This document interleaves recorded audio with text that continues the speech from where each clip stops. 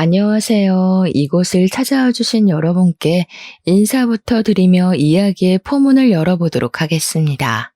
저는 지금 40대에 접어든 아이를 키우고 있는 주부이고요. 저에게 일어난 기가 막힌 일이 뉴스에도 나오고 아주 논란의 대상이 되어 이렇게 사연을 적어보게 되었습니다. 제가 누구인지 알아보시는 분들도 계실 것 같은 마음에 제 신상이 드러나지 않도록 조금 각색을 한 부분이 있다는 걸 미리 알려드리겠습니다. 저도 지금은 시간이 꽤 지난 일이라 논란거리에서 벗어나서 조용하게 살고 있기 때문에 양해해 주시면 감사하겠습니다. 지금부터 제가 겪은 그 말도 안 되는 이야기를 시작해 보도록 하겠습니다. 저는 결혼을 한 이후에 시부모님과는 그럭저럭 괜찮은 관계를 유지하면서 평범한 일상을 보내고 있었는데 미꾸라지 한 마리 때문에 시댁이랑 발길을 완전히 끊게 되었습니다. 그 미꾸라지가 누구일지 대충 짐작은 가실 거라 생각하는데요. 바로 도련님과 결혼한 손아래 동서랍니다. 우리 남편이 시댁의 장남이고 제가 맏며느리로 시집을 오게 되었고요. 남편에게는 하나뿐인 남동생이 있었습니다. 저희가 결혼을 할 당시만 하더라도 도련님이 결혼하기 전이라 도련님과도 꽤 시간을 많이 보낼 수 있었고 그만큼 도련님이랑도 친한 사이를 유지하고 있었습니다. 한마디로 시댁 생활에 크게 불편함이 없을 정도로 그럭저럭 잘 지내고 있었단 소리죠. 몇 번 안 되긴 하지만 주말에 도련님과 시부모님을 모시고 근처로 나가서 시간을 보내기도 하고 딱 한 번 가족 여행을 다녀오기도 했었고요. 별다를 것 없는 생활에 큰 파동이 생기게 된 것은 저희가 결혼을 하고 나서 1년 뒤에 도련님이 결혼을 하게 된 이후에 벌어지게 되었습니다. 그때로 돌아간다면 도련님을 붙잡고 결혼을 말리고 싶은 마음이 아주 굴뚝 같습니다. 그때부터 저의 빌어먹을 운명이 시작되었거든요. 저의 성격에 대해 조금만 이야기를 해보자면 제가 할 일을 아주 똑부러지게 해내는 만큼 말이 많이 없는 묵묵한 스타일입니다. 그러니까 시댁에서는 결혼 초에 저에게 조금 서운하셨던 부분이 있었나 보더라고요. 살갑게 구는 성격은 아니었으니까요.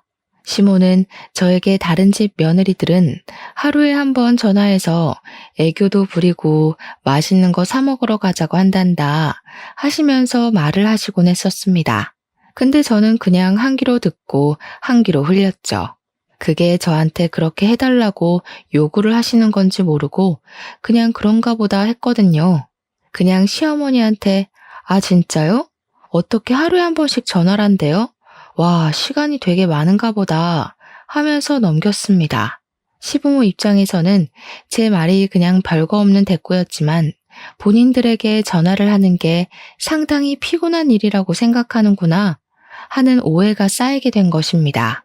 하나둘 쌓이기 시작하면서 점점 골이 깊어지고 있었는데 둘 다 내색을 하지 않아서 쌓이기만 하고 풀진 못했던 것입니다. 하루는 제가 저희 집 배수관이 막힌 건지 물이 내려가는 게 영 시원치 않아서 시모에게 이야기를 했더니 저에게 뚫어주는 가루가 있다고 사다가 뿌려놓으라고 하더라고요. 그래서 그냥 아무 생각 없이 남편 올 때 마트 들러서 사오라고 해야겠다.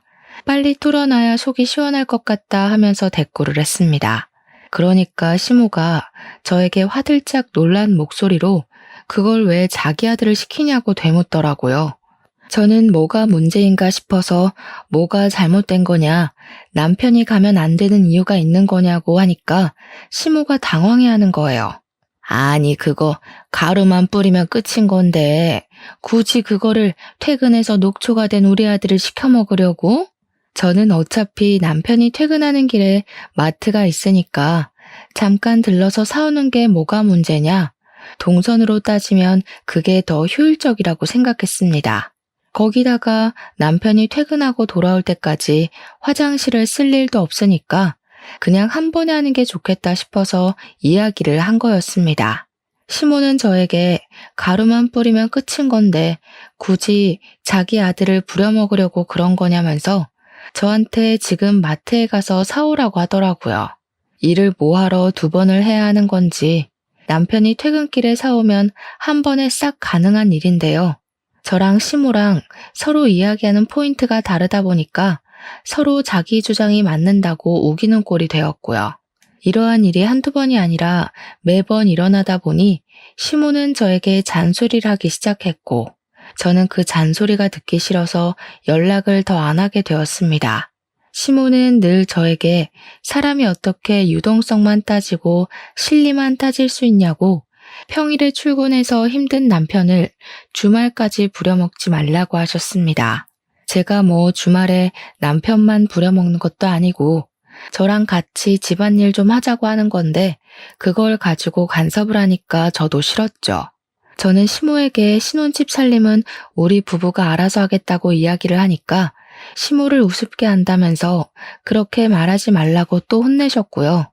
제가 시모와 그렇게 다툼이 생길 때마다 남편에게 도움을 요청하지 않았던 것은 아니었습니다. 하지만 남편은 저에게 그냥 한 귀로 듣고 한 귀로 흘리면 되지 않냐, 시모 앞에서만이라도 네네 알겠다고 대답만 하라고 하더라고요. 시모가 원래 하나에 꽂히면 자기 마음에 들 때까지 고치려고 하는 사람이라면서 제가 갈게요 하고 자기를 시키라는 겁니다. 그러면 서로 간섭 안 받고 편해질 수 있다고 이야기를 하는데 저도 이게 계속 반복되니까 남편이 시키는 대로 하게 되더라고요. 그렇게 시모와 사이가 애매해지고 1년이라는 시간 동안 감정만 서로 캐캐 묵은 채로 지내다가 도련님이 결혼하겠다고 여자를 소개해주겠다고 했습니다. 정말 오랜만에 시댁에 방문을 하게 되었는데 시모가 저에게 손님이 오는 거니까 음식 같은 걸 같이 좀 해줬으면 좋겠다고 하시더라고요. 어려울 거 없는 일이라 알겠다고 하고 신이 나서 시댁으로 방문을 하려는데 시모가 저에게 미리 장을 좀 봐오라고 하셨습니다. 제가 그렇게 좋아하는 유동성에 실리를 따지는 일 아니겠냐며 오는 길에 들러서 와라 하면서 장볼 목록을 보내주셨습니다. 시모가 뒤끝있게 구는 꼴이 좀 불편했지만 좋은 게 좋은 거다 하는 마음으로 장을 봐서 시댁으로 갔습니다. 동서가 생긴다는 마음에 신나기도 하고 설레기도 하고 얼른 보고 싶다는 생각뿐이었습니다. 마트에 가서 시모가 적어준 목록들의 재료를 사서 갔더니 저한테 재료 사온 걸 보더니 영수증을 달라고 하시더라고요. 저는 장본값을 돌려주시려고 하시나 보다 하고 영수증을 드렸는데 막 꼼꼼하게 보시더니 아이고 이거는 시장이 싼데 하시는 거예요. 저는 순간 제가 뭘 잘못 들은 건가 싶었습니다. 제가 어리둥절해 있는 상황에도 시모가 혀를 끌끌 찼어요. 설탕은 뭘 이렇게 큰 걸로 사왔냐? 허브솔트는 또 뭐냐? 이런 건 필요 없는데 이러면서 시모가 돈을 줄 것도 아니면서 꼬투리를 잡더라고요. 저도 그냥 듣고 있기 싫어서 시모한테 남으면 제가 가져갈게요 했습니다. 그랬더니 시모가 뭘 가져가냐고 남으면 집에서 두고두고 쓰면 된다고 하시대요. 아니 뭐 어쩌라는 건지 한숨이 절로 나오더라고요. 도련님이 7시쯤 온다고 약속을 잡아놨던 터라 5시부터 준비를 하고 있는데 한 30분쯤 지났나? 도련님이 동서와 함께 집을 방문했습니다. 시모가 놀래서 왜 벌써 왔냐고 아직 아무것도 준비된 것 없다고 하니까 동서가 너무 밝게 어머님 안녕하세요 하고 인사를 하더라고요.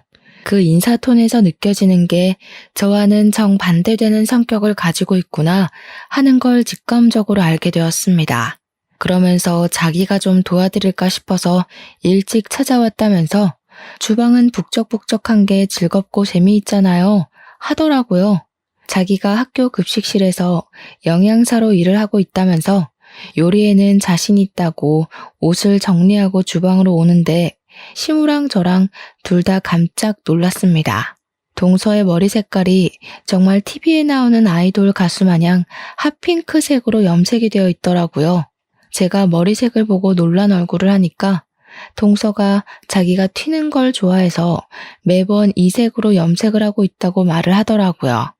학교 급식실에서 일을 하는데 머리색이 그렇게 화려해도 되냐고 물어보니까 오히려 학생들이 좋아한다고 하더라고요. 말없이 요리를 하기 시작했는데 사실 제가 요리를 잘 못하거든요. 칼질에 소질이 없다고 해야 하나 어떻게 썰어도 모양이 안 예쁘게 썰려요. 그런데 동서가 손을 씻고 오더니 자기가 주방에서 쓰는 칼이라면서 조리 도구를 촤르르 꺼내더라고요. TV에서 셰프들이 쓰는 듯한 조리기구들이 쫙 시모 주방에 깔리는데 저랑 시모랑 둘 다 눈 휘둥그레지게 떴죠. 동서가 시모한테 자기가 하고 있을 테니까 쉬고 있으라면서 뚝딱뚝딱 하는데 제가 옆에서 거들겠다고 재료들을 손질하고 있었거든요. 그러니까 동서가 저를 보더니 의아한 얼굴을 하면서 갑자기 누구냐고 묻는 게 아니겠습니까? 여태 인사 잘해놓고 갑자기 누구냐고 물어보니까 저도 당황스러워서 얼어있는데 시모가 저를 소개해줬습니다. 동서한테 형님 될 사람이라고 우리 집 맏며느리라고 하니까 동서가 당황해하면서 말을 하더라고요. 어머, 형님, 몰라봬서 죄송해요. 칼질이 너무 서툴러서 맏며느리실 거란 생각을 못한 거 있죠? 근데 그 말이 교묘하게 저를 연맥이는 것 같은 느낌이 들더라고요. 제가 어?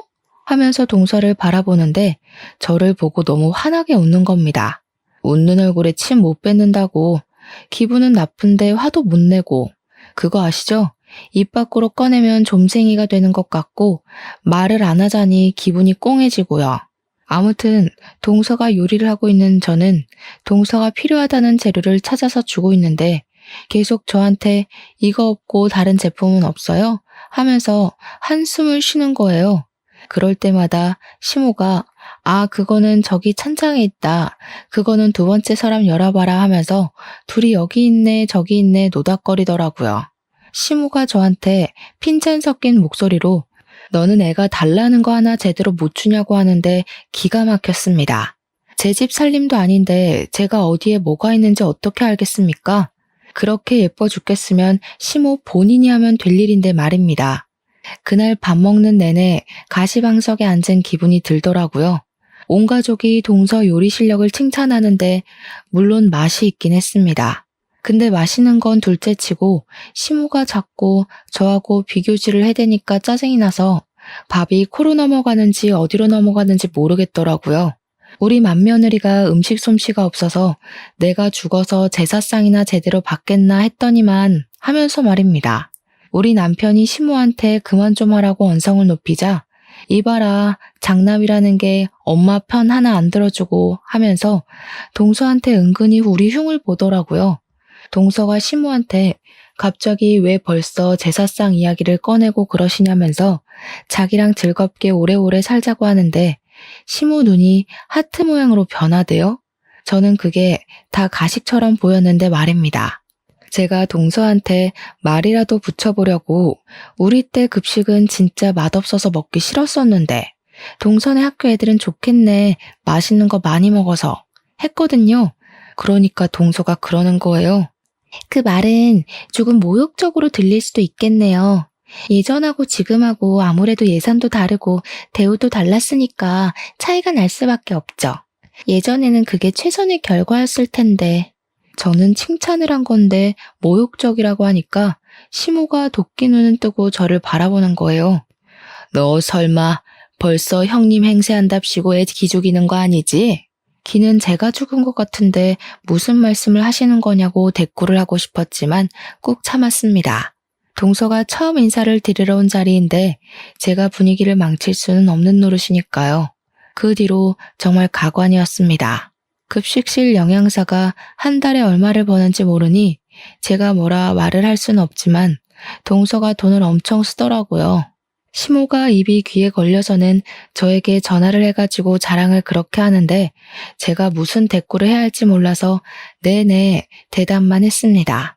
동서가 언질도 없이 찾아와서는 자기랑 어디 좀 가자고 졸라서 나갔더니 비싼 호텔에 가서 밥을 사주는데 입안에서 살살 녹더라. 밥을 다 먹고 나니까 마사지를 받을 차례라면서 호텔에 딸린 스파에 갔는데 손길이 너무 좋아서 잠이 솔솔 오더라. 비싸서 엄두도 내지 못했던 코스였는데 둘째가 데려가 주니까 너무 행복하고 효도받는 기분이 들더라.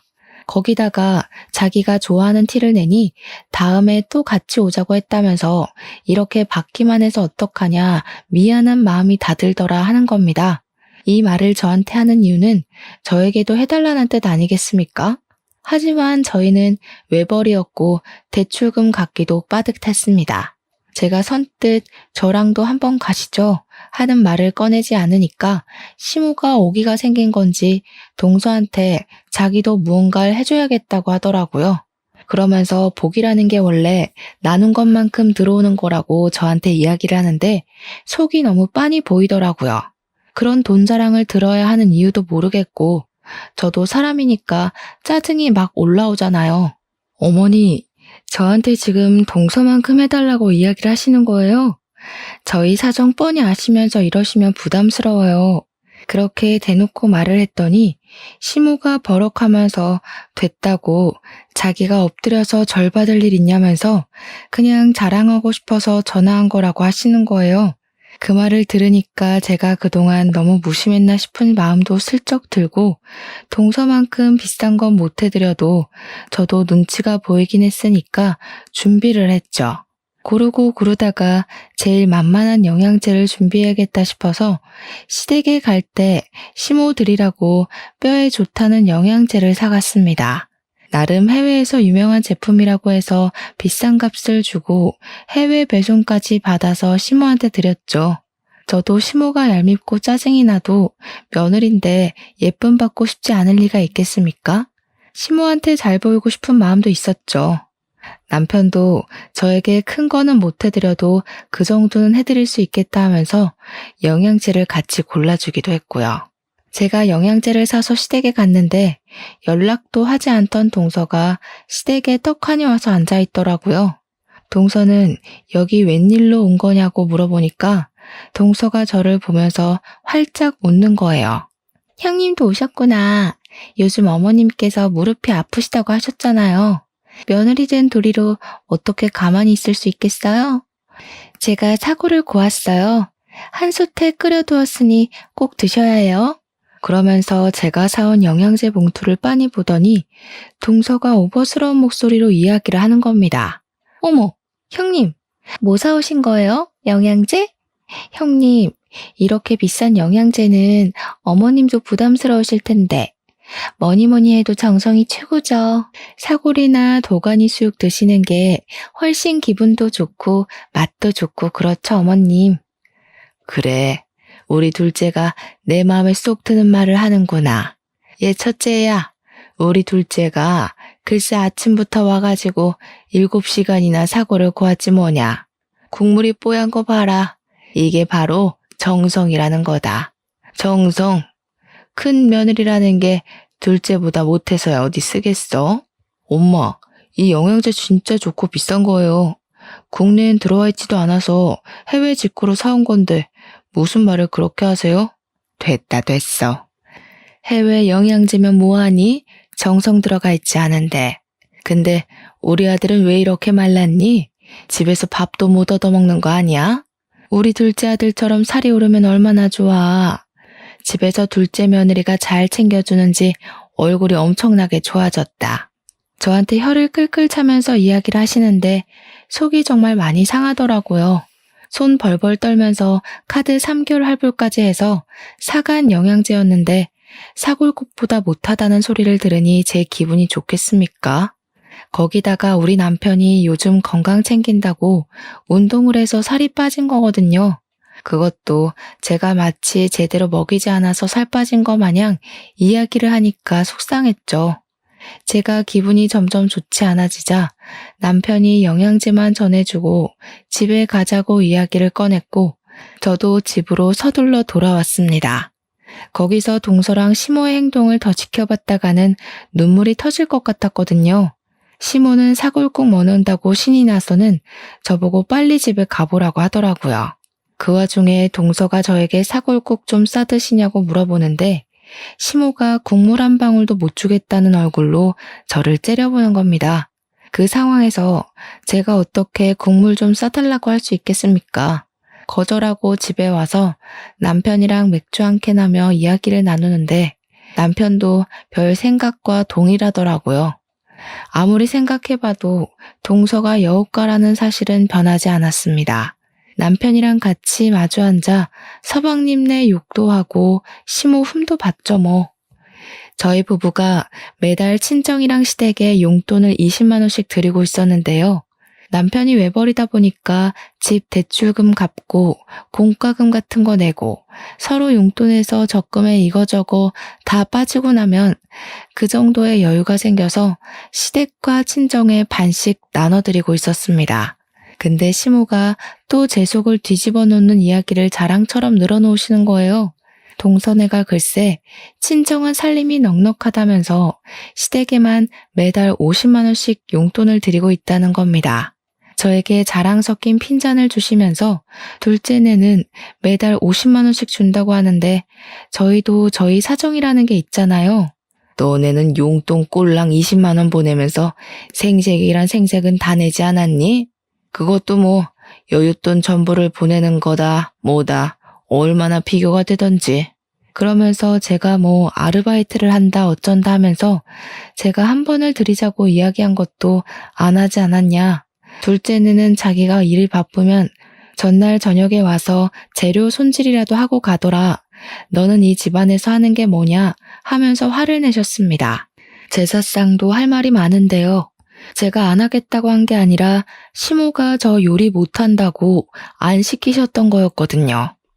동서가 잘하는 건 잘하는 거고 그걸 왜 저랑 비교질을 해가면서 저한테 스트레스를 주시는 건지 도무지 이해를 할 수가 없었습니다. 그러면서 동서가 이번에는 시모에게 가방을 사주고 화장품도 엄청 고가의 브랜드로 전 라인을 맞춰주었대요. 학교 급식실에서 일한다고 해서 부모님 월급이나 받겠나 싶었는데 능력이 있으니까 돈을 많이 받는 것 같다고 하시더라고요. 제가 이리저리 알아본 결과 학교 급식실에서 일을 해봐야 300만 원도 못 벌 텐데 가방 하나에 200만 원씩 하는 것들을 턱턱 사준다고 하니까 수상했습니다. 남편이 외벌이로 벌어오긴 하지만 대기업에 다니고 있고 연차도 꽤 돼서 한 달에 500만 원 정도 벌어오거든요. 동선에는 맞벌이지만 둘이 합쳐서 그 정도 벌어오는 걸로 알고 있었단 말이죠.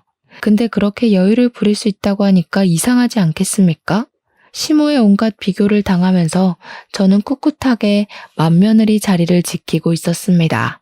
시간이 지나고 지날수록 시모는 작정을 하고 저랑 동서의 사이를 차별하기 시작하셨습니다. 아주 눈에 띌 정도로요. 거기다가 첩첩산중으로 동서가 글쎄 임신까지 하게 된 것이 아니겠습니까? 저희 부부는 아이를 가지려고 노력 중이었지만 아이가 들어서지 않고 있었고요. 남편이랑 저랑 날짜도 맞춰보고 병원에 가서 검사도 해봤는데 문제가 없다고 했지만 아이가 생기지 않아서 천천히 가지자고 서로를 위로하던 중이었어요. 그때 동서가 자기가 임신을 했다면서 임신 축하 파티를 열어달라고 가족들이 모인 단톡방에서 이야기를 하더라고요. 솔직히 저도 셈이 나긴 했죠. 티는 내지 못했지만요. 시모는 문자로도 느껴질 만큼 신이 나서는 동서에게 화려한 날개를 달아주었습니다. 덕분에 저는 그 뒤로 시댁의 모든 잡일거리를 도맡아서 하게 되었습니다. 글쎄 동서가 임신 초기니까 조심해야 한다고 하면서 저에게 동서한테 연락도 하지 말라고 엄포를 놓는 게 아니겠습니까? 평소에 제가 동서랑 연락을 하고 지내는 것도 아니긴 했지만 대놓고 연락하지 말라고 하니 기분이 팍 상하더라고요. 네네 알겠습니다 하며 성의 없이 대꾸를 하니까 시모도 또 그게 마음에 안 들었는지 저한테 너는 왜 안 생기냐고 구박을 주더라고요. 장남이 대를 이어야 하는 건데 둘째네가 더 장남같이 군다고. 둘째 며느리가 맏며느리 같다고 하면서요. 너희가 아이 안 생기는 데엔 분명 문제가 있는 거다. 그리고 너처럼 아이가 안 생기는 애가 둘째한테 연락이라도 했다가는 부정 탈 수 있어. 그니까 급한 연락 아니고서야 나를 통해서 하도록 해라. 최대한 자제를 하란 소리야. 알겠어? 그런데 그 말이 그렇게 서러운 거 있죠. 아이가 안 생기는 애가 연락이라도 하면 부정을 탄다고 가슴에 빗으로 꽂히더라고요. 어머님, 그렇게 말씀하시면 저도 너무 서운해요. 저희도 아이를 가지려고 노력하는 중인데 그런 걸로 비교를 하세요. 어쩜 너랑 나랑은 이렇게 맞는 구석이 하나도 없을 수가 있니? 서운하긴 뭐가 서운해. 우리 시대 같았어 봐라. 애 못 낳으면 바로 소박 맞는 거야. 제가 아이를 진짜 좋아하거든요. 지금은 쉬고 있지만 보육교사로 일을 하고 있기도 했고요. 저도 아이가 안 생기는 게 서러운데 시모까지 저러니까 눈물이 막 났습니다. 제가 훌쩍거리니까 시모가 멈칫하면서 울긴 왜 우냐고 평생 남의 아이만 봐주다 보니까 네 아이가 안 들어서는 거라고 하시더라고요. 나중에 동선애가 아이를 낳으면 저보고 가서 도와주라고 하면서요. 그날 남편이 제 이야기를 듣고 씩씩거리면서 단톡방에다가 우리 마누라한테 스트레스 주지 말라고 글을 올렸습니다. 왜 자꾸 와이프한테 스트레스를 주고 그래? 들어왔던 애도 나가겠다. 들어왔던 애가 나가요? 그거 너무 무서운 말이다. 우리 아기가 들었으면 어떡하지? 그렇게 답장을 보낸 겁니다. 정말 말리는 시누이가 더 얄밉다고 하더니 그 말이 딱 어울리더라고요. 시모가 바로 어쩜 부정 타는 소리만 부부가 쌍으로 해대냐면서 얼른 뱉은 말 주워 담으라고 남편에게까지 핀잔을 주었습니다. 남편이 씩씩거리면서 조카 태어나면 입히라고 베넷 저고리 준비해뒀는데 가져가든지 말든지 마음대로 하라고 화를 냈습니다. 서방님에게 안 가져갈 거면 우리가 입히든지 하겠다고 하니까 동서가 깔깔 웃는 그림이 그려진 이모티콘을 보내는 거예요. 언제 입히게 될지도 모르는데 그때 되면 유행이 바뀌지 않을까요? 저희 주세요. 나중에 저희가 새 걸로 사드릴게요. 남편이 동서가 임신을 한 마당에 욕을 뱉을 수도 없으니까 서방님께 처신 똑바로 하라고 경고만 날리더라고요. 저한테 그런 거 신경 쓰지 말라고 가족 단톡방도 나가라고 하는데 서운한 건 매 한 가지였습니다.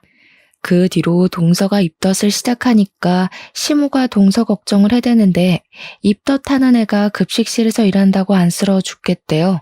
자기가 대신 아팠으면 좋겠다면서 떡두꺼비 같은 놈이 나오려고 동서를 고생시키는 거라면서요. 대화창에서 아주 둘이 짝짝꿍을 맞추는데 정말 남편 말대로 알림도 꺼놓고 애써 보지 않으려고 하면서 지내고 있었습니다. 동서의 입덧이 끝나고 난 뒤에는 시모가 주말에 저를 불러다가 동서가 임신해서 움직이기 힘드니까 대신 전해주라면서 마트를 털어오셨더라고요. 과일에 반찬에 떡에 하나도 빠짐없이 가져다 주라고 하는데 장바구니로 글쎄 3바구니가 나오는 거예요. 이걸 다 들고 동선의 집까지 다녀오러 가는 것도 어이가 없고 이 중에 제 몫은 하나도 없다는 게 너무 서러웠습니다. 그래서 제가 시모한테 이야기를 했죠. 이걸 제가 다 들고 어떻게 가요? 서방님 보고 와서 가져가라고 하는 게 낫지 않겠어요? 우리 아들 퇴근하고 피곤해 죽을 텐데 여기까지 들러서 이거를 가져가라고 하니? 네가 하면 편한 것을. 저도 곧 어린이집 복직하려고 알아보고 있어요. 요즘 취업 준비하느라 바빠요, 어머님. 예, 취업 준비하는 애랑 바깥에서 일하는 애랑 누가 더 힘들겠니? 정말 생각 없이 말하는구나. 우리 때는 말이야, 7남매를 키우면서 살았어.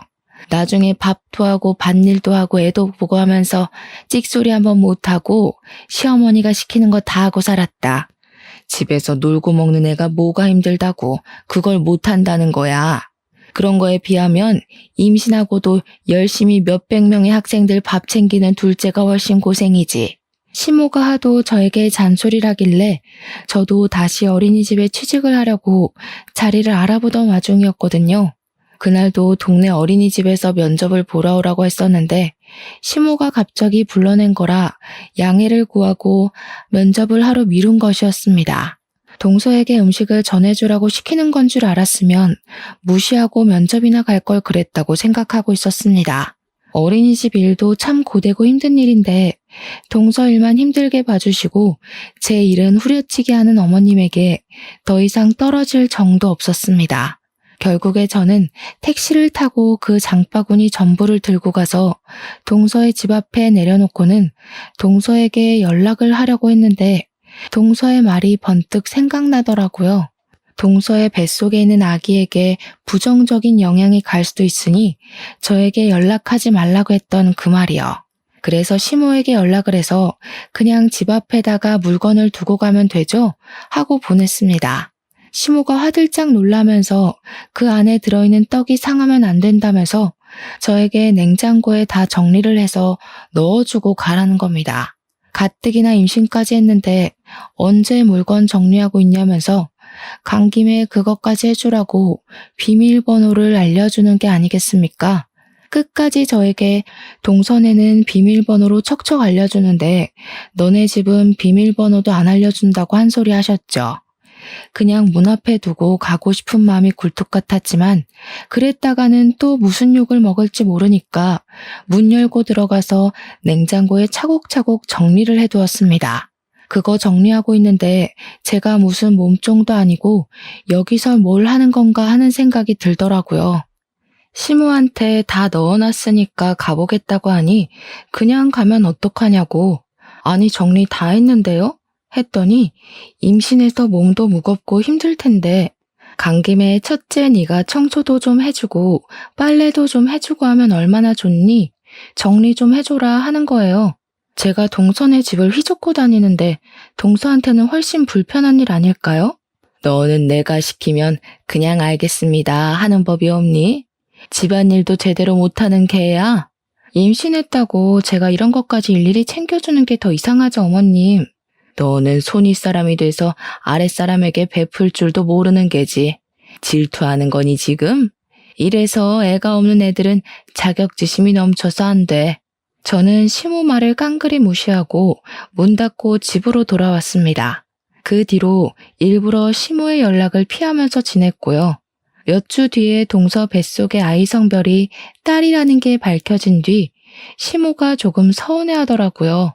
그래도 시부가 손녀도 귀한 자식이라면서 잘 넘어갔고 동서랑 시모는 둘이 마사지도 받으러 다니고 데이트도 하고 잘 놀러 다니더라고요. 일부러 보란 듯이 저에게 사진을 막 보내는데 해탈하고 나니까 그냥 우습게 여겨졌습니다. 남편이랑 저랑은 둘이서 저를 씹든 말든 우리끼리나 행복하게 잘 살자 하고 무시했는데 어마어마한 사건이 터지고 말았습니다. 어느 날 친구들이 인터넷에서 난리난 사건 알고 있냐면서 그 링크 하나를 보내주더라고요. 제 친구들이 전부 대학 동기라 유아교육과를 나온 친구들이고 보육교사로 일을 하고 있었거든요. 그 내용은 급식실 위생에 대한 고발 내용이 적힌 글이었고 교사들이 이용하는 커뮤니티에 올려진 글이었습니다. 친구들은 어린이집은 위생 인증을 철저하게 하는데 고등학교는 다른가 봐 하면서 매달 감사가 나오지 않나? 하면서 떠들더라고요. 글을 제대로 정독해보니 고등학교 급식실 영양사를 고발하는 내용이었는데 조리실에서 일하시는 분이 양심 고백을 한 내용이었습니다. 학교 이름이랑 영양사 성이 나와 있는데 글쎄 좌씨인 거예요. 저희 동서 이름이 좌영미거든요. 설마 하면서 글을 읽는데 급식실 영양사가 국에 벌레가 들어갔는데 벌레만 쏙 걷어내고 벌레도 다 단백질이라서 괜찮다고 했다는 겁니다. 보통 이물질이 들어가게 되면 폐기를 하고 다시 끓여놔야 하는 게 원칙이라고 하더라고요. 그뿐만이 아니라 반찬들 재료라든지 식기들을 사람들이 밟고 다니는 바닥에다가 그냥 내려놓고 씻지도 않고 쓴대요. 학교 급식실을 아무리 깨끗하게 청소를 한다고 해도 온갖 사람들이 드나드는 곳인데 위생에 하나도 신경을 쓰지 않는다고 하더라고요. 애들이 까다롭게 군다고 일일이 어떻게 식성을 맞추겠냐면서 조미료를 팍팍 넣으라고 하질 않나. 그 안에서 무리를 만들어서 왕따도 시킨대요. 젊은 조리사가 하나 왔는데 그 여자가 마음에 안 든다면서 친한 사람들끼리 왕따를 시켜서 결국 일도 그만두게 했다고 갑질을 했답니다. 글쎄. 김치도 국내산이라고 속여서 중국산 싸구려를 들여온다고 이런 영양사는 급식실에서 추방시켜야 한다는 내용이었습니다.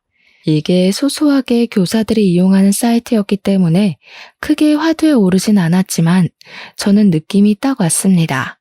세상에 좌씨가 우리 동서 하나만 있는 건 아니라고 하지만 고등학교 급식실인 것도 그렇고 느낌이 딱 오더라고요. 거기다가 그 중간에 급식실 영양사가 머리를 맨날 염색해와서 반찬에 섞여 들어가도 티가 안 난다고 적혀 있었거든요.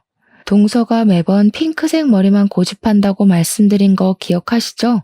쎄한 느낌은 저를 소름 돋게 만들었죠. 동서가 그동안 저에게 못되게 군 것도 있고 한번 호되게 복수를 하고 싶은 마음에 저는 기관을 이리저리 찾아보았습니다. 하지만 급식실을 정확하게 고발할 수 있는 기관이 없더라고요. 교육청에 말해봐야 바쁘다는 핑계로 일을 미루기 일쑤였으니까요. 모든 사람이 한 방에 알 수 있는 방법이 없을까 고민하다가 저는 고발 유튜버를 찾아내게 되었습니다. 제가 그 유튜버에게 직접 제보를 했고요. 유튜버는 무척이나 흥미로워하면서 잠입 취재를 하겠다고 결정을 내렸습니다. 그 뒤로는 일이 아주 일사천리였습니다. 유튜버가 식재료를 납품하는 곳 직원인 척하면서 급식실 상태를 몰래카메라로 촬영을 싹 한 거죠. 청소가 얼마나 안 되어 있는지 영양사가 급식 시간 전에 체크도 하지 않았고 휴대폰만 만지면서 농땡이를 치고 있는 모습부터 시작해서 모든 게 가관이었습니다. 그날도 김치에서 이물질이 나왔는데 대충 먹으라고 학생들에게 큰 소리를 치는 장면도 있었고요. 납품받은 식재료 상태가 전부 물러터지고 상한 부분이 보일 정도로 별로였던 거죠. 근데도 영수증에는 고가의 재료값이 찍혀 있었고요. 유튜버는 제가 보낸 글이 사실인지 아닌지 확인을 하러 갔다가 아주 제대로 건수를 잡은 것 같다며 저에게 회신을 주었습니다. 저는 동서를 고발하고 설마 아니면 어떡하지 하며 불안해했다가 사실이라는 걸 알게 되어 복수심에 가슴이 두근거렸습니다. 유튜버는 1차적으로 영상을 정리해서 업로드를 했고 그 영상을 본 학생들부터 학부모까지 전부 학교에 항의를 넣기 시작했습니다. 학교에서 진상조사가 들어가게 되었는데 우리 동서의 짓이 분명한 것들이 점차 드러나기 시작했습니다. 일단 식재료의 상태부터 점검에 들어갔고 급식실의 위생 상태까지 전부 다 학교 조사에서 드러나게 되었습니다. 청소를 안 하고 설거지도 대충 물로 한 것이 들통이 났고 식재료 납품 업체로부터 동서가 뒷돈을 어마어마하게 챙긴 것까지 싹 다 걸리고 말았습니다. 교직원이랑 짜고 업체 선정부터 뒷돈을 받아 챙겼고 영수증에 납품가를 올리고 중간 수수료를 챙기는 식으로 배를 불리고 있었던 것입니다. 당연히 유튜버는 학교에 양해를 구하고 그 부분까지 전부 정리를 해서 업로드를 하게 되었습니다. 학교 측에서도 이 일에 대한 책임을 동서 한 사람에게 몰아버리는 것이 처리하기 훨씬 수월했으니 유튜브에 올라가는 게 득이 되었던 것이었죠. 후속 보도가 나가게 되면서 많은 사람들이 급식실 이야기를 하게 되었고 시댁의 귀에도 들어가게 되었습니다. 제가 그 유튜브를 시댁 단톡방에 딱 올렸거든요. 거기다가 사건이 커지면서 뉴스에도 보도가 되게 되었는데 얼마나 상세하게 나오던지 우리 동서의 분홍색 머리카락까지 싹 찍힌 겁니다. 모자이크에 음성 변조가 되었다고 해도 핑크색 머리는 강렬하더라고요. 까막눈인 사람도 우리 동서인 것을 알아볼 수 있을 정도로요. 시모는 둘째 며느리 자랑을 엄청나게 하고 다녔는데 누가 봐도 둘째 며느리로 보이는 사람이 뉴스에 나왔으니 뒤집어졌습니다. 시모 전화기에 뉴스에 나온 거 너네 둘째 며느리 아니냐면서 연락이 엄청나게 쏟아져서 휴대폰을 꺼두기까지 했다고 하더라고요. 동서는 결국 계속된 수사에 모든 것을 자백하게 되었고 뇌물 혐의에 애들 먹는 걸로 장난친 것, 식품위생법까지 위반한 사실을 말입니다. 당연히 크게 화두에 올랐기에 징역살이가 확정나게 되었고 시모는 당장 이혼을 하라면서 서방님에게 난리를 치기 시작했습니다. 서방님은 당장 아이가 뱃속에 있는데 어떻게 이혼을 하겠냐며 골머리를 썩고 있었습니다. 동서는 자기한테 비싼 변호사를 선임해주지 않아서 이렇게 된 거라면서 시모와 서방님에게 자기가 해준 게 얼만데 이런 취급을 하냐고 펄쩍 뛰었습니다. 시모한테 그동안 선물 사주고 좋은 데 데려가고 한 돈이 전부 뒤로 챙겨서 받아먹은 돈이었더라고요. 시모는 자기도 잡혀가는 거 아니냐면서 저에게 전화를 해서 벌벌 떨었는데 저는 얼마나 고소했는지 모릅니다. 대놓고 고소한 티를 낼 수는 없었지만 시간이 지날수록 아수라장이 되어가는 현장이 너무 재미있었죠. 동서는 교도소에서 아이를 낳게 생겼다면서 울고불고하고 결국 시부모가 나서서 이혼을 하라 종용한 덕에 서방님은 동서랑 이혼을 했고요. 동서가 교도소에서 편지를 써서는 애는 네가 키우라고 자기는 못 키운다고 난리를 부렸습니다. 둘이 그걸로 한참 실랑이를 벌이다가 결국 서방님이 키우기로 결정이 났는데 시모가 저를 불러다가 정신 나간 소리를 하더라고요. 남자 혼자서 애를 어떻게 키우겠니? 너희 부부가 애도 없으니 입양해서 키우는 게 좋겠구나. 어차피 핏줄이기도 하고 우리 둘째 재혼할 거 생각하면 아이는 짐덩어리지. 그것도 딸인데. 너네가 이러려고 애가 안 들어졌나 보다. 그 말에 남편이 열이 받아서 시댁 밥상을 뒤집어 엎었습니다. 그게 지금 우리한테 할 말이야? 똥은 자기들끼리 신나게 싸질러 놓고 수습을 우리한테 하라는 게 말이나 된다고? 앞으로는 이 집 근처로 발길도 들이지 않을 거야. 그렇게 구박할 때는 언제고 이제 와서 핏줄이 뭐? 애를 키워? 엄마 진짜 그렇게 살지 마. 결국 동서가 교도소에서 아이를 낳고 출생신고를 한 뒤에 바로 서방님께 아이만 덜렁 보냈다고 하더라고요. 이렇다 저렇다 말도 없이 아이만 덜렁 시댁으로 보내지는 바람에 무척이나 당황스러워했다고 하던데 저희가 뭐 알 바인가요? 저희는 남편의 선언대로 시댁에 발길도 하지 않았고 3년이라는 시간을 보내게 되었습니다. 3년 뒤에 또 한 번 시댁이 발칵 뒤집어졌죠. 동서가 출소를 했고 서방님께 다시 합치자고 애를 부부가 키워야지 한 사람이 키우는 게 말이 되냐고 끈질기게 들러붙었다고 하더라고요. 그런 와중에 손녀딸의 얼굴이 이상하게 서방님을 점점 닮지 않는 것 같은 기분에 몰래 친자 검사를 시부가 진행을 했더니 글쎄 진짜 불일치가 나온 겁니다. 시부가 열이 받아가지고 결과지 받자마자 집에 찾아온 동서의 뺨을 후려치고 이 애는 누구 애냐고 애 데리고 당장 사라지라고 했대요. 동서는 사색이 되어서 도망가고 그 뒤로 뭐 법적 소송에 애한테 들어간 돈 다 받아내겠다고 거품 물고 개싸움을 하고 있다고 하더라고요. 그렇게 시댁에서 난리가 난 동안 저희에게 정말 소중한 생명이 찾아오게 되었고 법적 공방이 이루어지는 내내 무럭무럭 제 뱃속에서 자라고 있었습니다. 저는 솔직히 딸을 조금 더 바랬지만 뱃속의 아이는 아들이었습니다. 그 소식을 제가 개인 SNS에 올려두었었는데 시모가 염탐을 몰래 하고 있었던 건지 뜬금없이 저에게 연락이 왔습니다. 맏며느리야, 내가 너의 소중함을 너무 늦게 알았다. 내가 다 잘못했다. 내가 바보 같은 인간이었어. 우리 떡두꺼비 같은 손자, 대를 이을 손자만 보게 해주렴. 그러면서 집으로 한약이며 과일이며 아기용품이며 자꾸 택배로 보내더라고요. 제가 모조리 다 반송을 시키자 하루는 직접 들고 집으로 찾아오셨는데 제가 시모에게 다시는 찾아오지 말라고 소금을 뿌려버렸습니다. 소금 세례를 받은 시모는 잘못했다고 울면서 빌었지만 저는 문을 닫아버렸습니다. 그 이야기를 들은 남편이 시댁에 찾아가서는 2번 다신 찾아오지 말라고 이게 다 차별을 한 업보라 생각하라며 저희 부부 이사도 가고 번호도 바꿀 거라고 했다네요. 덕분에 저는 무사히 아들을 출산했고 시부모는 그 뒤로 처절하게 남편에게 매달리고 있지만 절대로 받아주지 않고 있습니다.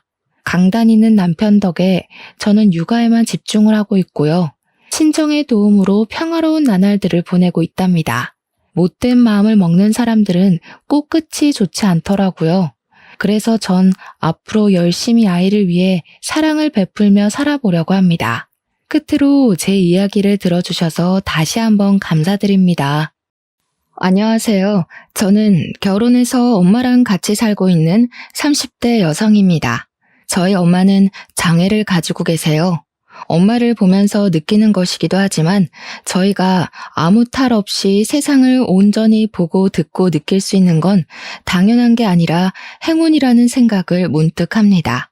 그런데 사실 저희 자체가 행운을 이미 갖고 살고 있다는 걸 보통은 잘 모르죠.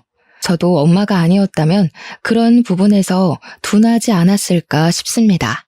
하지만 가진 것에 고마워할 줄 모른다고 다른 사람이 가지지 못한 부분을 손가락질하는 건 잘못된 거잖아요. 사회를 삐뚤 시선으로 보는 사람들이 종종 그렇게 나쁜 행동을 하곤 하는데요. 엄마가 최대한 상처받지 않게 하려고 노력하며 살았던 제가 살아생전 가장 못된 마녀 같은 사람을 만나게 되어 얘기를 좀 해보려고요. 무슨 저런 사람이 다 있나 싶겠지만 저런 사람이 실제 있다는 걸 유념해서 들어주셨으면 합니다. 제겐 청각장애를 가진 엄마가 계십니다. 어릴 때는 장애를 가진 엄마가 저를 지켜주지 못하는 보호자라고 생각해서 학교에 어떤 행사가 있더라도 엄마에게는 전달을 하지 않았어요. 그럼에도 제가 따로 스스로를 불행하다 생각하지 않았던 건 아빠 덕분이었는데요. 그나마 아빠가 있어서 저는 둥지 잃은 아기 새 신세까지는 아니라고 생각했습니다. 그러나 아빠도 어른이기 전에 사람이었던지라 장애를 가진 아내에다 아이까지 혼자 감당하는 게 몹시 힘들었는지 점점 지쳐갔고 결국 그 마음이 엄마와 저를 떠나겠다는 결심으로 이어져 버렸습니다. 아빠는 저를 데려가고 싶지도 않아 했어요. 대신 양육비를 두둑하게 챙겨줄 테니 엄마가 일하는 건 없도록 해주셨죠. 그렇게 저랑 엄마는 아빠 없는 집에 방치된 채 살아야 했습니다. 그때부터 제 인생은 180도 달라졌어요. 저는 마음속 책임감이란 것에 무게를 크게 느꼈습니다. 분명 저는 미성년자인데 마치 제가 벌써 나이 많은 딸을 아는 느낌이었다고 할까요? 당연히 아빠도 못 해내던 걸 어린 제가 감당하기엔 지칠 수밖에 없었습니다. 엄마는 전화부터 뉴스에 택배에 가스 점검 등등 모든 생활이 저 없이 해내기 어려웠고 저는 엄마가 부를 때마다 달려가서 엄마의 불편함을 해소시켜 주어야 했어요. 너무 힘들었습니다.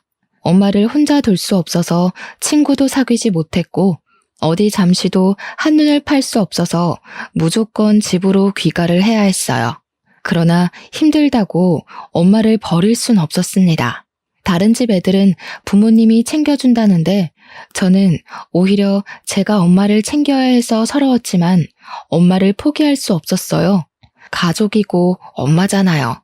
엄마는 저를 자식이라서 당연히 끼고 있어야 된다고 말해주시는데 저도 엄마가 하나밖에 없는 부모니까 포기하기 싫었거든요. 저랑 엄마는 아빠처럼 나약한 마음이 아니기 때문에 아무리 힘들어도 둘이 똘똘 뭉쳐있고 싶었어요. 그런 애틋한 마음 때문인지 저희는 힘들어도 단 한 번도 서로에게 상처 주는 말을 해본 적이 없었습니다. 그리고 저는 시간이 지나 나이가 들면서 엄마의 귀가 되어 주었어요. 중학교와 고등학교를 졸업하고 대학까지 졸업한 뒤 직장인이 되어서도 제 생활은 전부 엄마에게 맞춰져 돌아갔어요. 사춘기 때는 귀찮기만 했던 엄마의 보호자 역할도 어느새 제 몸에 고착이 되었는지 제 생활 리듬이 엄마한테 맞추어지는 게 당연하다는 생각이 들더라고요. 그래서 저는 일찌감치 연애도 포기했어요. 엄마가 제 곁에 있는 날까진 엄마를 위해서 살고 싶었고 이미 그렇게 마음먹고 지냈습니다. 그런데 사람 인연이라는 것이 집에 고립돼서 살지 않는 이상 누군가가 생길 수밖에 없잖아요. 제게도 정말 뜻밖의 인연이 찾아왔는데 그 남자를 만나고 살면서 처음으로 의지가 된다는 느낌을 받았던 것 같아요. 제가 누구에게 기대고 싶은 마음이 들었던 건 사실 아빠가 떠난 이후 처음이었거든요. 그래서 그분한테 마음이 쉽게 열렸고 또 쉽게 보이고 싶지 않아 경계를 하다가 결국 그분이 주는 한결같은 마음에 넘어가고 말았습니다. 하지만 차마 결혼을 전제로 만나진 못했어요. 제겐 엄마가 있고 엄마는 제가 없으면 안 되는 사람이니까요. 그래서 제게 마음을 보여준 분이 제게 청혼까지 했을 때 저는 제 사정을 밝히면서 거절할 수밖에 없었습니다. 제가 결혼할 수 없는 이유를 조심스럽고 또 상세하게 그분에게 설명을 해드렸죠. 그런데 놀랍게도 인연은 인연이었나 보더라고요. 그분은 다행히도 저의 이런 사정을 잘 알아주는 좋은 남자였고, 심지어 먼저 대릴 사위를 제안하였습니다. 그분은 저와 결혼을 하지 않으면 후회할 것 같다는 말까지 해주었어요. 그 사람이 끝내 제 남편이 되었네요. 그렇게 양가 집안 인사를 드리고 상견례 날이었습니다. 시부모랑 남편, 그리고 엄마랑 제가 마주하는 자리였는데요. 이미 남편한테 들어서 시부모님도 알고 계시겠지만, 그래도 저는 시부모님에게 저희 엄마 장애 사정을 언급하면서 한 번 더 양해를 부탁드렸어요. 상견례는 제가 걱정하고 긴장했던 것과 달리 무탈하게 끝이 났습니다. 제가 자리에서 오가는 대화를 엄마한테 일일이 수화로 설명해주면서 식사 자리를 이었는데도 시부의 넓은 배려 덕분에 저희 모두에게 전혀 거리낌 없는 자리가 되었어요. 그리고 남편의 대릴 사일 문제 같은 경우 의외로 시부가 당연히 그렇게 해야 된다고 말씀해 주더라고요. 저랑 엄마가 남편을 부릴 사람도 아닌 것 같다면서 어디서든 잘 살기만 하면 되는 거 아니겠냐고 시부가 걱정을 많이 덜어주시는 거 있죠. 저는 시부 덕분에 정말 마음을 많이 놓았었고 저희 엄마를 이해해 주셔서 그저 감사하고 감사할 따름이었습니다. 물론 시부만 그랬어요. 시모는 그 분위기 좋은 와중에 아무 말도 없었습니다. 그렇다고 딱히 반대하시는 건 아니었고요. 결혼식장에서도 착실히 시모의 역할을 제대로 해주었어요. 그게 딱히 저희에게 문제가 되지는 않았으니 결혼이 진행되었겠죠. 본격적으로 저와 남편이 부부가 되었을 때 제가 엄마 걱정하느라 신혼여행을 못 갔는데 착한 남편은 그런 건 전혀 상관없다고 해줬고 엄마를 데리고 같이 움직이며 한국의 이쁜 곳으로 여행을 다녔어요. 엄마가 오랜만에 많이 즐거워하셨는데 다 남편 덕분인 것 같아서 저는 남편한테 많이 고마워했습니다. 저희끼리는 이렇게 아무런 문제가 없었는데 아무래도 시모한텐 걸리는 게 있었나 봐요. 자기 아들 귀하게 키웠는데 우리 집 와서 고생하는 것 같아 마음에 걸렸겠죠. 어쩐지 아무 말씀은 안 하셨지만 표정이 그리 썩 밝지는 않은 것 같더라고요. 사실 시모가 느끼는 그런 감정은 당연히 이해가 되었습니다. 오히려 흔쾌히 허락해준 시부가 대단했던 거거든요. 근데요, 그렇다고 저한테 보복을 할 것까진 없지 않습니까? 차라리 마음에 안 들었으면 미리 반대라도 하실 것이지 왜 뒤늦게 나서서 표현을 하는지 모르겠더군요. 이런 게 말로만 듣던 시모의 대반란인 건가 싶기도 했어요. 한날 시모가 우리 집을 찾아왔었습니다.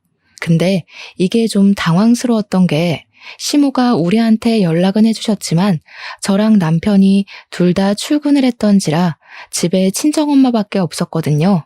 그래서 제가 주말에 뵐 수 있겠냐고 시모에게 정중히 제안하기까지 했어요. 그러니 시모가 그러냐고 어영부영 대답하면서 전화를 끊더라고요. 이때만 해도 저는 시모가 주말에 올 줄 알았어요. 나중에 엄마한테서 시모가 찾아왔다고 문자 온 걸 보곤 제 제안이 대차게 무시당했다는 걸 알았습니다. 아니 근데 저희 엄마가 말을 못 알아듣는 상태란 걸 알면서도 시모는 왜 엄마 혼자 있는 집에 찾아간 걸까요?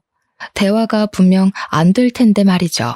뒤늦게 그 사실을 안 저는 일도 제대로 마무리 못하고 집으로 황급히 향했습니다. 집에 갔더니 시모랑 엄마가 마주보고 앉아서 저녁상 준비를 하고 있더라고요. 새아가 왔니? 왜 그렇게 숨을 헐떡인데? 뛰어오기라도 했니? 왜? 내가 너희 엄마 잡아먹기라도 할까봐? 아, 그런 게 아니라 근데 어머님, 오늘 어쩐 일이세요? 저희 있는 주말에 편할 때 오시지 오래 기다리셨죠? 오래 기다리긴 했지. 근데 뭐 내가 너희들 출근이란 거 모르고 온 것도 아니고 그런 건 상관없다. 내가 상견례 때 사부인이랑 대화를 잘 못했잖아. 내 아들 데리고 사는데 내 아들에 대해서 이런저런 조언 좀 해줄까 싶어서 일찍 왔어. 그런데 얘, 혹시 너네 엄마 이혼한 거 말이다. 바깥 사돈이 지쳐서 그런 거 맞지? 순간 제 귀를 의심했습니다. 하지만 시모 표정이 정말 궁금해서 제 답을 기다리고 있는 얼굴이더라고요. 시모 입장에선 말실수가 아니었단 소리죠. 시모는 엄마가 못 듣는다는 이유로 거침없이 제게 질문을 했는데 사실 이건 엄마가 못 듣고 말고를 떠나 저한테도 예의가 없는 질문 아닌가요? 진심으로 얘기를 하는 건가 싶어서 좀 당황하고 있는데 뒤이은 말이 더 황당했습니다. 네 엄마 자존심 좀 있더라. 자기가 미안해서 바깥 사돈을 놔줬다고 하는데 내가 보기엔 바깥 사돈이 좀 많이 힘들었을 것 같거든. 내가 여기 몇 시간 있어봐서 알지 않니? 잠깐 있어도 답답해 죽겠던데 한 이불 덮고 살던 양반은 얼마나 속이 터졌겠어? 안 그렇니? 그 말이 그냥 생각 없이 하신 말이라고 할지라도 제 입장에서는 무척 기분이 나빴습니다. 어떤 상식을 가지고 있으면 딸 되는 사람 앞에서 그 부모를 흉볼 수 있는 건지 문득 시모의 뇌구조가 궁금했어요.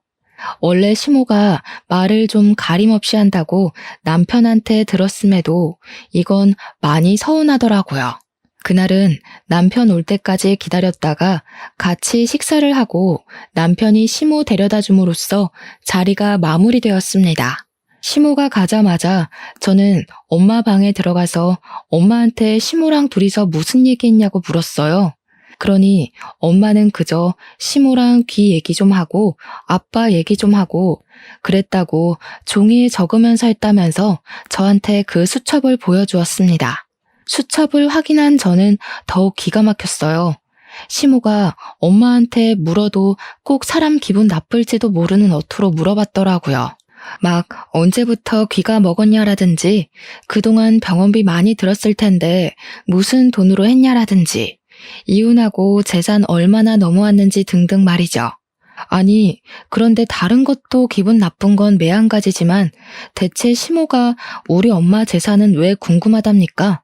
착한 우리 엄마는 시모 말에 기분 나쁜 티 전혀 안 내고 그걸 또 고스란히 말해줬더군요.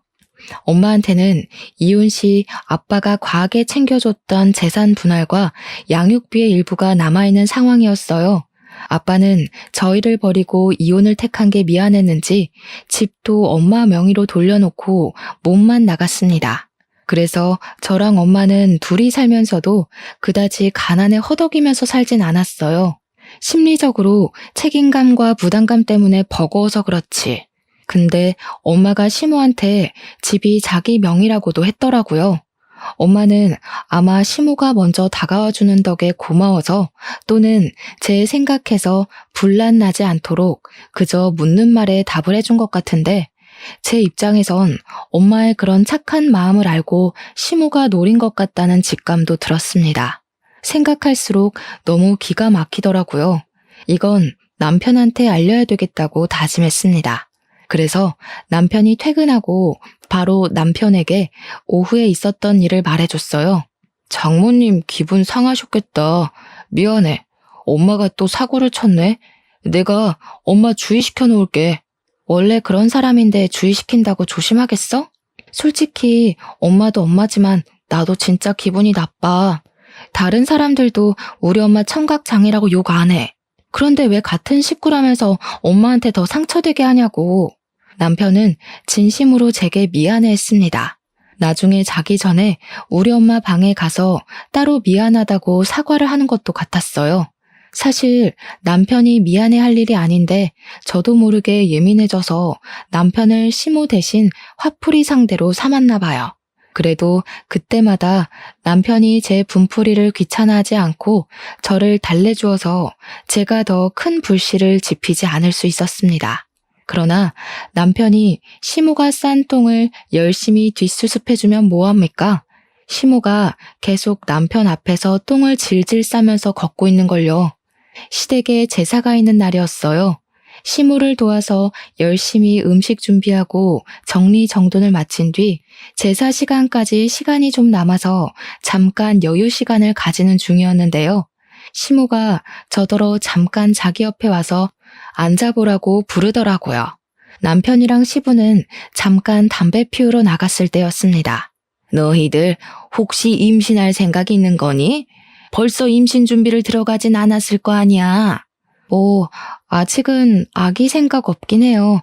아마 저도 남편도 다 경제적으로 더 돈이 모이면 준비해볼까 싶어서요. 왜 그러세요? 그냥 임신하지 마라.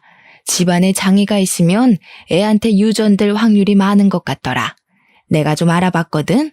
장애는 한 세대에 안 나타나면 그 다음 세대가 정말 유력하다네.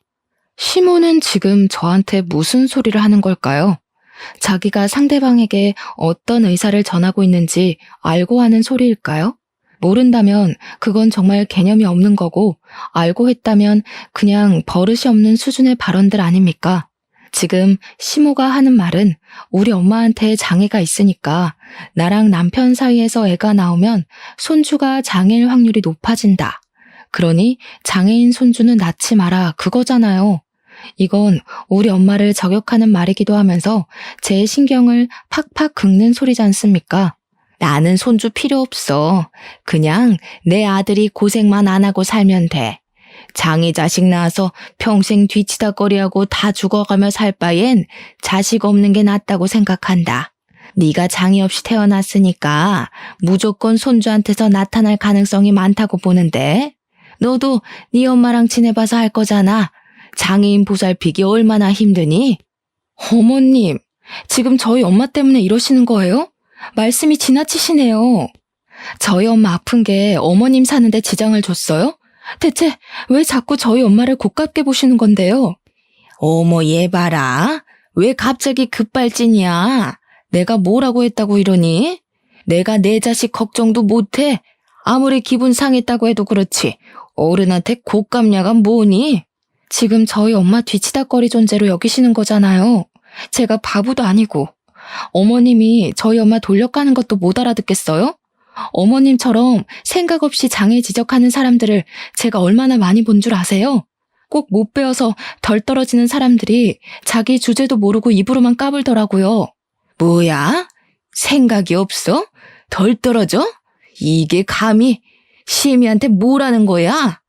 네가 이렇게 버르장머리 없이 나오니까 귀목은 네 엄마가 대신 욕먹는 거야.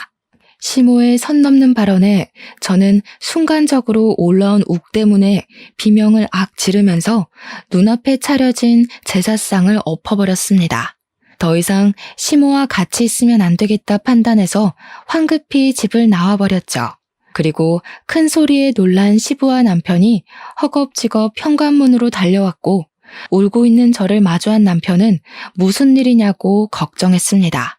그 와중에도 시모는 현관문으로 같이 뛰쳐나와 저한테 핏대를 세우며 소리쳤어요. 여보, 당장 저 싹수 없는 년 끌어내요. 어디서 감히 지 화딱지 난다고 조상님 제사상을 엎어?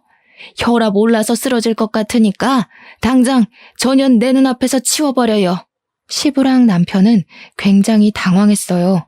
거기서 저만 시모에게 쌍심지를 켜며 노려봤습니다. 저는 남편도 남편이지만 제사상을 엎어버린 것이 시부한테는 죄송해서 고개만 숙인 뒤 남편에게 차 키를 받았어요. 그리곤 차에 올라타 엉엉 소리내서 울어버렸죠. 그 뒤로 남편이 잠시 뒤 제 차에 따라서 올라탔는데, 제가 울음이 진정될 때까지 달래주다가 조심스레 얘기를 꺼내더라고요. 엄마가 하는 말 나 안 믿어. 그래서 당신한테 물어보고 싶거든. 엄마 말로는 당신이 엄마한테 생각 없다느니 덜 떨어진다느니 그랬다던데 아니지? 내가 당신 엄마라서 이렇게까진 말 안 하려고 했는데 어머님은 여태까지 내가 만난 사람 중에 제일 쓰레기야. 당신이 이런 말하는 나한테 실망한다고 해도 어쩔 수 없어. 어머님이 우리 엄마를 평균 취급하는데 내가 거기서 어떻게 맨정신으로 있을 수 있겠어? 저는 남편에게 제가 정확히 시모한테 어떤 말을 들었는지 그대로 얘기를 해줬습니다. 남편은 많은 말에 실망을 했지만 그중 가장 크게 충격받았던 건 임신 얘기에서였어요. 시모가 저희 엄마 때문에 아기 낳지 말라고 했다고 하니까 그제야 남편은 자기 엄마의 입버릇이 도가 지나쳤다는 걸 뼈저리게 느끼더라고요. 남편은 제 얘기를 듣고서 심각한 표정만 짓더니 차를 출발시켰어요. 저를 먼저 집에 데려다 주면서 제게 시모 대신 사과를 했고 혼자 시댁을 정리하러 다시 돌아갔습니다. 그렇게 제삿날이 지나고 아무래도 남편이 시모한테 한 소리를 했는지 그 뒤로 시모는 연락 두절이었어요. 그래도 제가 젊은 사람이고 또 며느리로서 먼저 손 내밀려고 시도를 했지만 끝까지 연락이 닿질 않아서 그러지도 못했습니다. 꼭 삐진 것 같았어요. 하지만 그렇다고 앞으로 평생 안 보고 살 수도 없는 노릇 아닙니까? 생판 남이면 몰라. 제가 사랑하는 사람의 엄마인걸요.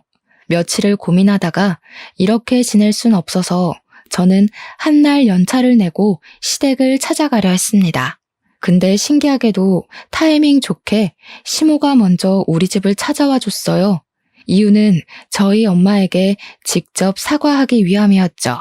시모는 우리 엄마한테 사과하는 의미로 오늘 하루 자기가 대접하려고 한다면서 지난날은 자기가 생각 짧았다고 엄마한테 고개까지 숙이셨어요.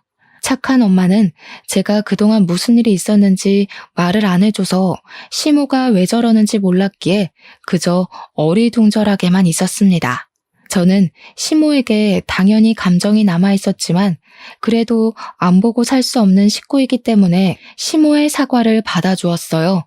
저 또한 시모에게 지난날의 실언들을 사과했고요. 그런데 이날의 사과가 누구는 진심이었고 누구는 용심이었단 걸 전혀 알지 못했습니다. 제가 아직 세상을 잘 몰랐던 탓이었겠네요. 세아가 사부인이랑 둘이 데이트 좀 할까 하는데 괜찮겠니? 내가 사부인 좋아할 만한 데이트 코스를 쫙 짜놨거든. 네? 두 분이서요? 그건 위험해요. 어머님 아직 저희 엄마에 대해 잘 모르시잖아요. 어차피 저 오늘 연차 내서 할 일 없거든요. 제가 같이 다니면서 엄마 챙길게요. 지난번에도 둘이 잘 있었는데 뭘 또 그러니? 사부인도 언제까지 딸만 옆에 끼고 다닐 거야. 어른으로서 친구도 사귀어야지. 너 이렇게 엄마 보호하는 거 자칫 엄마 답답하게 만드는 걸 수도 있어. 실제 시모랑 우리 엄마는 동갑입니다. 그걸 알아서 저도 결혼 초에는 시모와 엄마가 좋은 가족이자 친구가 되었으면 좋겠다고 개인적으로 바랬었거든요. 그래서 시모 말에 흔들렸나 봐요. 듣다 보니 시모 말도 일리가 있더라고요. 다만 걱정이 되는 건 제가 살면서 엄마 혼자 외출을 시켜본 적이 없다는 거였어요. 하지만 시모가 모처럼 우리 엄마한테 사과하려고 시간과 용기를 내줬는데 이걸 어떻게 거절하겠습니까? 거절을 해버린다면 안 그래도 아슬아슬한 관계가 더 멀어지겠죠. 저는 할 수 없이 엄마를 외출 준비시켰습니다. 그리고 엄마한테 휴대폰을 꼭 쥐어주면서 무슨 일 생기면 바로 1번을 꾹 누르라고 당부했죠. 휴대폰을 목에 건 엄마는 옷 따뜻하게 챙겨 입고 지갑까지 들고서 그렇게 시모랑 단둘이 집을 나섰어요. 그 모습을 지켜보는데 너무 불안했지만 그래도 엄마가 친구랑 외출하는 것에 살짝 들떠 있어서 한편으로는 시모 말대로 제가 너무 제 품에만 가둬놓던 것 같아 미안하기도 했네요. 그리고 그렇게 나간 엄마한테서 첫 연락이 왔는데요. 노는데 방해될까봐 일부러 문자만 남겼었는데 전화가 오길래 너무 반가워서 엄마 하고 받았거든요. 근데 충격적이게도 수화기 넘어 들리는 소리는 엄마가 아니었습니다. 병원 응급실이라며 전화를 준 간호사는 우리 엄마가 경미한 사고를 당했다고 침착하게 일러주었어요.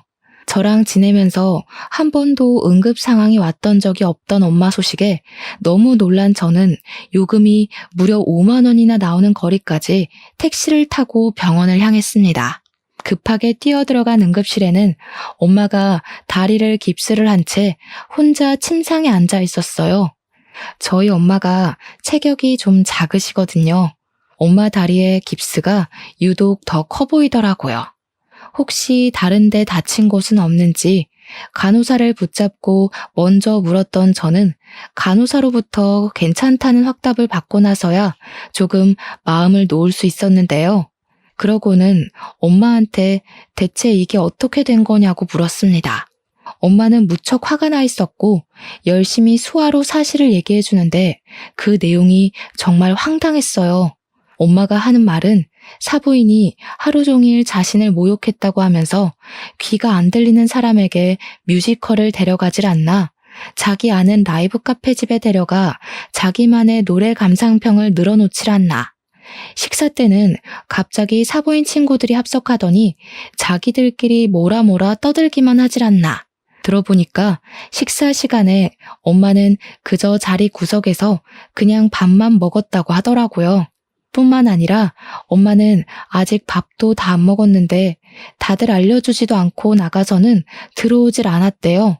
엄마가 밥을 다 먹을 때도 안 나와서 밖을 나가봤더니 갑자기 사장이 계산하고 가라고 붙잡았다더라고요. 그래서 졸지에 돈까지 냈다는 거 아니겠습니까? 엄마는 시모가 자신에게 돈을 쓰게 만들어서 하는 게 아니었어요. 시모가 심술궂은 마음으로 자신을 놀리기 위해 하는 행동이 너무 고스란히 느껴져서 성질난 거였어요. 그래서 엄마는 없어진 시모를 찾지도 않고 바로 택시를 타려고 했는데 갑자기 시모가 나타나더니 폰에다 메모를 적어주길 친구 배웅 중이었는데 말도 없이 사라져서 놀랬다는 말을 했다고 하대요. 엄마는 기가 막혀서 그냥 시모 집에 가겠다고 의사를 표시했고 다시 택시를 잡으러 가려고 했답니다. 그렇게 발길을 돌리던 중 갑자기 엄마 뒤에서 오던 오토바이랑 가벼운 접촉사고가 발생한 거였어요. 그런데 여기서 더 황당했던 건 시모 태도였습니다. 엄마랑 오토바이랑 부딪히면서 넘어지는데 그새 시모가 벌써 저만치 떨어져 있었다고 하더라고요. 시모는 오토바이가 오는 줄 알면서도 엄마에게 기미를 주지 않았고 엄마 혼자 다치도록 내버려 둔 것이었습니다. 어떻게 사람이 이런 짓을 눈 하나 깜짝 안 하고 할 수가 있는 걸까요?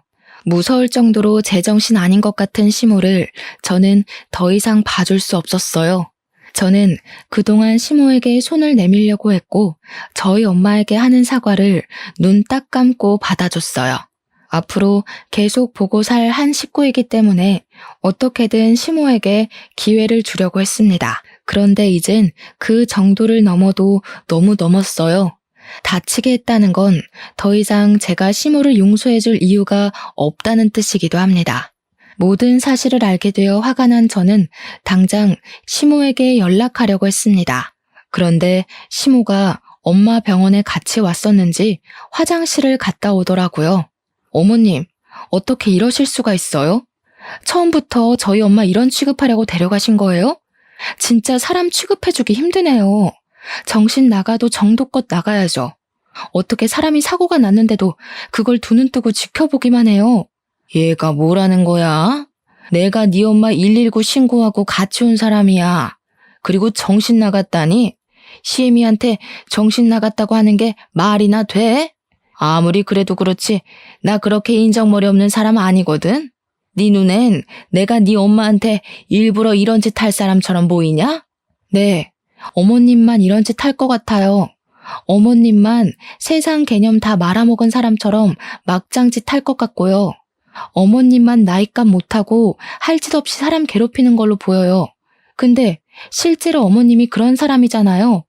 저는 단 한순간도 어머님이 어른스러운 걸 본 적이 없어요. 어떻게 어머님 같은 사람 뱃속에서 제 남편이 나왔는지 모르겠네요. 이런 정신 나간 것, 기꺼이 사과하러 온 사람한테 뭐? 싹수가 없어도 정도껏 없어야지. 야, 네가 그렇게 잘났어? 고작 귀머거리 애미한테서 태어난 주제에 뭐가 그렇게 잘나서 자꾸 어른한테 개념이 있네 없네 소리를 해? 당시 주위에서 오는 시선들이 상당했는데 그 시선 때문이라도 시모는 더 자기 고집을 밀어붙였습니다. 그 압박감은 쓸데없는 선동이 되어서 시모가 결국 제 뺨을 치는 사태로 번져버렸죠. 그것을 보고 화가 난 엄마는 직원들을 향해서 제발 도와달라 수화로 사정했습니다. 그러나 성난 시모는 그냥 그대로 병원을 나가버렸어요. 저는 그 길로 엄마를 모시고 집으로 가 남편을 기다렸습니다. 퇴근해서 귀가한 남편은 엄마의 다친 다리를 보고 놀라서 무슨 일이냐고 물었고, 저는 미리 챙겨놓은 짐가방을 들고 와서 남편 앞에 놓고는 남편에게 얘기를 했어요. 당신 이 집에서 나가줘. 나 당신 엄마 때문에 더는 이 결혼 생활 못하겠으니까 우리 그만 이혼하자. 미안해. 뭐? 아니 왜? 도대체 무슨 일인데? 설마 우리 엄마가 장모님 이렇게 만든 거야? 장모님 다친 게 우리 엄마 때문이었어? 우리 엄마가 마음을 다치는 것도 이렇게 몸을 다치는 것도 다 당신 엄마 때문이야. 그동안은 당신 생각해서 어떻게든 포용해보려고 했거든? 근데 엄마가 오토바이 깔릴 뻔했는데도 어머님이 그걸 일부러 내버려뒀다네? 이것도 내가 눈 감고 넘어가줘야 되는 거야? 여보, 미안해. 내가 분명 단단히 경고했는데도 엄마가 그랬다면 당신이 충분히 이래야 하는 거 맞아. 그런데 이혼은 안 돼. 나한테는 당신이 전부야. 제발 이혼하자고는 하지 마. 내가 다른 방법 찾아볼게. 남편은 제 앞에 무릎을 꿇으면서 발목을 붙들었습니다. 잘 울지 않는 남편이 제발 이혼 얘기는 하지 말라 그렇게 애원을 하는데 문득 우리가 왜 시모 때문에 좋았던 관계까지 끊어내야 하는지 모르겠는 거 있죠. 그 와중에 엄마는 시모 대신 용서를 애걸하는 사위가 안쓰러웠는지 사위 앞에 앉아서 손을 꼭 잡아주었어요. 엄마는 미안할 게 없는데도 사위에게 미안하다 얘기를 해주고 있더군요. 시모만 아니면 아무 문제 없었을 집안인데 생각할수록 시모의 존재가 원망스러웠습니다. 남편도 시부도 좋은 사람인데 왜 시모만이 그렇게 삐딱선을 타고 있을까요? 이걸 아들 사랑으로 봐도 되는 걸까요? 보통 엄마가 아들을 사랑하면 이런 식으로도 표현할 수 있는 겁니까? 일단은 남편이 너무 사정을 해서 집에서 내보낼 순 없었습니다. 근데 남편이 한날 시댁에 가서 한바탕 뒤집어 엎은 것 같더라고요. 저희가 다 같이 있는 주말에 시부모가 집을 찾아왔었는데 시부가 시모를 거의 끌고 오는 수준이었어요. 보아하니 엄마한테 사과하러 온 것 같았습니다. 하지만 저는 이미 마음의 문이 정말 닫혔고 더 이상 시모의 사과가 필요 없었어요. 그래서 시부에게 죄송하지만 돌아가달라 정중하게 부탁을 했죠. 아가, 우리 집사람이 많이 부족해서 큰 실수를 저질렀다는 거 들었다. 하지만 우리 집사람 때문에 내 아들 괴로운 건 내가 볼 수가 없어. 아들이 너랑 이혼하고는 못 산다고 우리 집 와서 천륜까지 끊으려고 했었다 한다. 내가 오죽했으면 너를 찾아와서 이렇게 용서를 빌겠니? 여보, 우리 엄마가 당신이랑 장모님한테 정말 진심으로 사과를 한다고 찾아온 거야. 내가 오늘 사과 이후에 또 똑같은 짓 반복하면 그땐 진짜 천륜 끊는다고 했었어. 엄마도 나 당신한테 정말 보내주기로 약속했고. 시모는 입을 다물고 있는데 시부랑 남편이 시모를 대변해서 제게 애원하고 있었죠. 하지만 그건 이제 제 마음을 흔들 만한 게 되지 못했습니다. 시모가 제게 용서를 구할 수 있는 유일한 방법은 두 번 다시 우리 엄마 앞에 그 파렴치한 몸뚱어리를 드러내지 않는 것이었어요. 그래서 일부러 더 대답을 얄밉게 했습니다. 시모 사과는 받아줄 생각이 없었으나 시모에게 수치심은 느끼게 해주고 싶었거든요. 솔직히 앞으로도 평생 어머님 상종하고 싶은 마음 없는데 어머님이 저희 엄마 앞에 무릎 꿇고 머리 조아리면서 용서 빌면 생각해 볼게요. 눈물까지 덤으로 흘려주시면 아, 진심이구나 믿어볼 거고요. 역시나 시모는 자존심이 상했는지 저를 노려보면서 눈으로 욕을 하고 있었습니다. 하지만 남편과 시부가 시모에게 사죄하라 독촉하는 바람에 시모는 할 수 없이 시키는 대로 했는데요. 그런데 여기서 결국 제 마지막 인내심이 폭발하고 말아요. 시모가 엄마 앞에 고개 숙이고 미안하다 하면서 문제가 더 터졌습니다. 시모는 입으로는 우리한테 큰 실수를 저질렀다. 다시는 이런 일 없을 거다 사과를 하면서도 정작 수화로는 속된 말을 표현한 것인데요. 제 속을 뒤집어 놓을 작정이라도 한 건지 일부러 못된 수어를 배워온 것 같더라고요. 시부랑 남편은 수화를 잘 모르니까 시모가 손가락을 움직이는 것을 가만히 지켜보기만 했으나 그걸 알아본 저는 더 이상 참을 수 없어 자리에서 일어났고 앉아있던 곳에 쿠션을 들고는 시모의 귀싸대기를 날렸습니다. 가죽 쿠션이 시모의 고막을 제대로 강타하자 시모가 놀라서 악소리를 지르며 귀를 틀어막았어요. 사람 죽이려고 작정했냐고 표정을 확 돌변시키면서 쌍욕을 퍼붓기 시작했습니다. 그러거나 말거나 저는 반 돌아버려선 시모를 정신 나간 듯이 두들겨 팼어요. 남편이 저를 말리고 시부가 대체 무슨 일이냐고 물으며 아수라장이 된 사이 우리 엄마는 방으로 뛰어들어갔습니다. 아줌마는 사람도 아니야. 내가 죽었다 다시 깨어나지 않는 이상 아줌마 같은 파렴치한 년을 어머님으로 모실 일은 없을 거야. 그쪽은 평생 불구 없이 살 것 같아? 아줌마가 우리 엄마한테 무슨 실수 저질렀는지 느껴보고 싶어? 저는 남편을 뿌리치고 맨손으로 시모 귀를 잡아당겼고 정말 떼어버릴 작정으로 힘을 주었습니다. 시모는 저한테 이리저리 휘둘리면서 사람 죽는다고 소리를 질렀는데요. 그때 엄마가 손에 수첩을 들고 방에서 다시 튀어나왔고 시부에게 그 수첩을 쥐어준 뒤 악을 쓰고 있는 저를 말렸습니다. 그러자 이번에는 시부가 성이 나서 제 손에 잡혀있는 시모의 멱살을 잡고 일으켰어요. 당신 나 몰래 무슨 짓을 하고 다녔던 거야? 정말 바람이라도 핀 거야?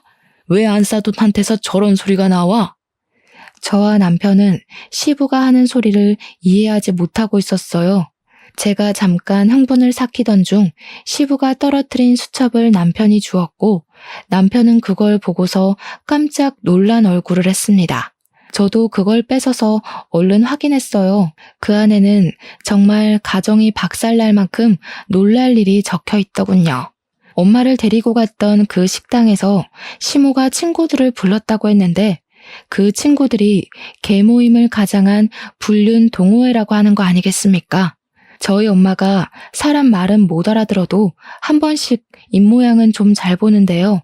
시모 입모양을 자세히 주시했을 때 엄마는 시모가 자기를 모욕하고 있다는 것도 알았고 자기한테 모르는 아저씨를 붙여주자는 작당도 알아보았고 무엇보다 시모한테 좋아하는 아저씨가 있는지 그 남자와 사이가 어떻게 되어가냐고 얘기를 나누는 대화들도 알아보았다고 적혀 있었습니다.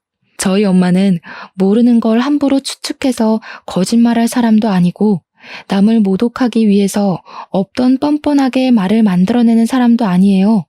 엄마는 정말로 시모가 그곳에서 친구들이랑 하는 얘기를 알아본 것입니다.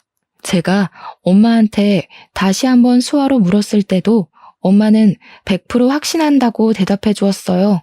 시부는 시모가 그동안 제게 나쁜 짓을 해도 최대한 시모를 가르쳐서 상황을 바로잡으려고 했었습니다. 그런데 이번 불륜건은 타격을 좀 크게 받은 것 같았어요. 시모를 보는 시부의 눈이 혈안되어 있더라고요. 지금 누구 말을 믿는 거예요? 내가 당신 와이프야. 어떻게 귓구멍 막힌 여자 말을 믿을 수가 있어? 적어도 내 말은 들어보고 화를 내던가 해야지. 저 여자가 오해한 거라고요. 내가 정신 나갔다고 다 늙은 나이에 그런 창피한 짓을 저지르겠어요? 그것도 대낮에? 그럼 뭐야? 안사돈이 거짓말이라도 한다는 거야? 안사돈이 어디 그럴 사람이야? 거짓말은 당신이 잘하는 거잖아. 수십 년을 살았는데 내가 그런 것도 못 알아봤겠어? 오해라니까 그러네. 아들 앞에서 못하는 말이 없네요. 이 얘기는 집에 가서 합시다. 내가 정말 기가 차서 만약 저 여자가 오해한 거면 다들 나한테 무릎 꿇고 사과해야 될 거야. 오해. 시모가 그렇게 주장하는 것도 엄마는 알아보고서 급하게 수첩에다가 글을 썼어요. 오해 아니다. 이 아줌마야. 라고 작성한 수첩을 시모한테 보여줬는데 시모가 그 수첩을 빼서 던져버리더군요. 근데 중요한 건 그게 끝이 아니었다는 겁니다. 다들 그렇게 생각할까봐 엄마가 휴대폰에 그 식당에서 시모랑 시모 친구들이 나누는 대화를 녹취했더라고요. 어쩐지 엄마가 병원을 나설 때 눈 빠지게 휴대폰을 찾더니 다 이런 이유 때문이었나 봅니다. 결국 시부랑 남편 귀에 들어가게 된 확실한 증언은 더 이상 시모가 빠져나갈 쥐구멍을 없애버렸어요. 끝까지 뻔뻔하게 거짓말을 했던 시모에게 실망한 시부는 결국 귀싸대기를 날려버렸습니다. 그 상간남이 누구냐고 추궁했고 전 재산을 걸어서라도 찾아내서 소송을 할 거라고 했어요. 당연히 시모도 그 자리에서 이혼 통보를 받았고요. 시모는 뒤늦게 시부와 저희에게 용서를 구했지만 이미 다 까발려진 시모의 수치는 시부의 분노를 가라앉히긴 그른 것 같았습니다. 사실 시모는 오로지 시부가 벌어오는 벌이로만 생활하고 있었거든요. 만약 이대로 시부와 이혼을 하게 된다면 그 나이에 노역이든 뭐든 일을 구해야 했고 위자료 때문에 남은 생을 빚에 쫓기다가 살지도 모를 일이었어요. 자기 밥줄이 끊기게 생겼으니 그제야 진심이 흘러나오는가 봅니다. 시부가 성질이 나서 그대로 집을 나가버렸는데 시모가 다짜고짜 제 앞에 넙죽 엎드리면서 싹싹 빌기 시작하더라고요. 아가, 내가 정말 죽을 죄를 지었다. 제발 우리 남편한테 말 좀 해주라. 내가 진짜 우리 남편한테 부끄러운 짓은 일절 안 했어. 그냥 만나서 차 한잔하고 드라이브 몇 번 하고 그게 다였을 뿐이야. 나 우리 남편 없이는 못 산다. 내가 다시는 너랑 사부인 앞에 안 나타날게. 제발 나 좀 살려주라. 시모가 이렇게 빌면 좀 받아줘. 제가 용서한다고 뭐가 달라지겠어요. 이미 남편이랑 아버님은 어머님한테서 점점 멀어지고 있었는데 혼자 못 느끼셨나 봐요. 그러게 왜 쓸데없이 마음을 저렴하게 먹으셨어요. 그럴 시간에 내 가족 돌아보고 잘해줬다면 상황이 이렇게까진 않았을 거 아니에요. 자업자득이라 생각하세요. 그리고 이제 내 시모도 아니지 않나? 시모는 저희 엄마 다리까지 붙들면서 병원비 자기가 다 대주겠다고 정말 미안하다 했어요. 웃기지 않나요? 자기가 우리 엄마 다리 다치게 만들어 놓고 자기가 병원비를 지불하겠다 선심을 쓰다니요. 그걸 보는데 역시 사람 본성은 안 고쳐지는구나 생각이 들었습니다. 저는 남편에게 부탁해서 시모를 밖으로 끌어내달라 했어요. 남편도 시모의 치욕적인 면모를 그만 보고 싶었는지 힘으로 자기 엄마를 잡아당겼고 그대로 문 밖으로 내쫓아 버렸습니다. 그리곤 자기 엄마를 집으로 보내주는 게 아니라 다시 저랑 엄마한테 돌아와서는 저희 감정 상태를 먼저 살펴봐 줬어요. 그런 남편을 보면서 정말 남편에게는 자기 엄마보다 내가 우선순위였다는 걸 문득 느꼈습니다. 그렇게 시부는 시모에게 이혼 소송을 이례 없이 진행하였고 상간남을 찾아내 상간남 소송까지 하셨어요. 시모는 그대로 시댁에서 쫓겨났다고 들었습니다. 소식만 들었지 직접 찾아가 보진 못했네요. 별로 아쉬운 사이도 아니라서 굳이 작별 인사할 필요성을 못 느꼈거든요. 시모가 쫓겨났다는 소식을 듣고 한 달이 지난 후 좀 공포스러웠던 경험이 한 번 있었는데요. 퇴근을 하고 귀가를 하는데 남편을 만나서 소고기를 사들고 집에 가는 중이었어요. 현관문 열려고 하던 시점에 갑자기 계단 쪽에서 부스럭 소리가 나더라고요. 너무 놀라서 남편 뒤에 숨었는데 계단에서 웬 거짓 차림을 한 아줌마가 앉아있는 거 아니겠어요? 아줌마가 일어나자 센서 등이 켜지면서 얼굴을 확인할 수 있었거든요. 그런데 세상에나 그 꾀지지한 아줌마가 한 달이나 얼굴 못 봤던 시모더라고요. 지금 생각해도 소름이 끼치네요. 시모는 아직도 갈 곳을 못 구했던 건지 길거리를 전전하고 있는 듯 했습니다. 저희한테 이제 그만 용서해달라고 벌 많이 받았다며 손을 내미는데 진짜 무서워서 남편 뒤에 숨으며 비명을 질렀거든요. 남편이 저를 먼저 들어가라고 집 안에 넣어주었고 저는 황급히 엄마한테 이 사실을 알렸습니다. 그러니 엄마는 남편이 걱정되었는지 혼자 들어오면 어쩌냐고 하대요. 그래서 저는 다시 용기 내서 현관문을 열어봤어요. 남편이 없어졌더라고요. 혹시 무슨 일이라도 생기는 거 아닌가 싶어서 집을 나서려고 했는데 남편이 손을 털면서 들어오고 있었습니다. 시모가 되지도 않는 용서를 또 빌고자 하길래 남편이 크게 호통쳐서 보내버렸다고 하네요. 그래도 자기 엄마인데 그렇게 매정하게 굴 수밖에 없는 남편의 속이 왠지 말이 아닐 것 같았어요. 남편한테 미안하다는 말도 했었지만 남편은 정말로 시모에 대한 정이 없는 건지 장모님에게만 효심을 다할 뿐이었습니다. 그래서 제가 이혼은 안 했어요. 이혼을 할 필요가 없었습니다. 남편이 있는 것보다 없는 게 나았다면 당연히 뒤도 안 돌아보고 갈라섰을 텐데 저에게 남편은 없으면 안 되는 존재였거든요. 저와 엄마는 남편과 시부 덕분에 무척 안전하고 더 이상은 상처 없이 잘 지내고 있습니다. 시모라는 잡초만 뽑아버렸을 뿐인데 그렇게 가정이 편안할 수가 없어요. 앞으로도 쭉 우리 엄마뿐만 아니라 우리 식구 모두가 아픔 받지 않고 행복하길 바랄 뿐입니다. 여러분도 가정에 늘 행운만이 가득하길 바래요. 제 사연은 이쯤에서 마무리하겠습니다. 들어주셔서 감사합니다.